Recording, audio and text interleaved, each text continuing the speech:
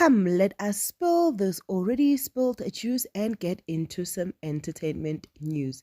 Now, these videos are videos that I have posted on TikTok, just giving my opinion on Uthando Nestembu. So please let me know if my opinion is wrong.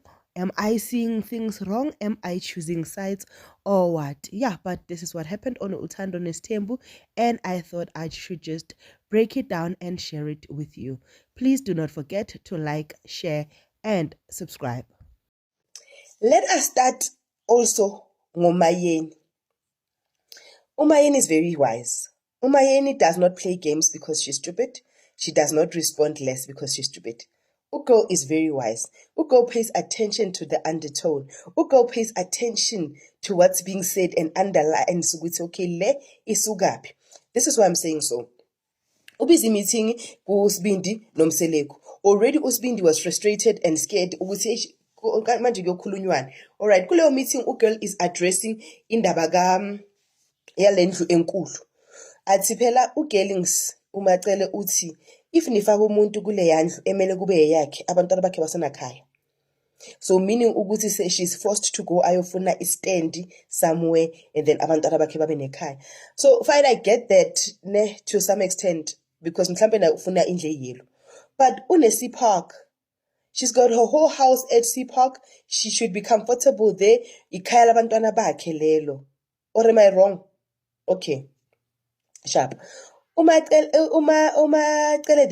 uMayeni rather, sorry, then addresses that issue.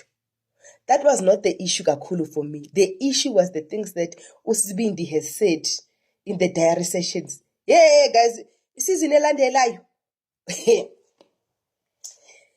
Isizini elandelayo kuyosho uMkhukhu athi number 1 amadoda wala kaMseleko okuyithi yithi esenza ama decisions. Umuntu amele simqele, mele ezwe ngathi ukuthi sina simephi. Lo celwayo uspecial ngani? Jehova. Ngathi Sibindi. Mina bangifuna ungene TV ngimkhuze but ke ngahluleka.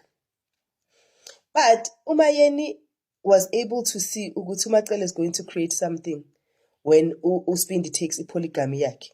And whatever something that he's going to create is definitely going to divide the family. Because ugirl sekafuna istand all of a sudden. Do you get?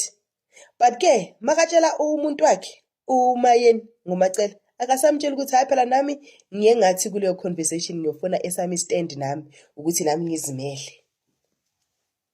That slipped her mind, guys.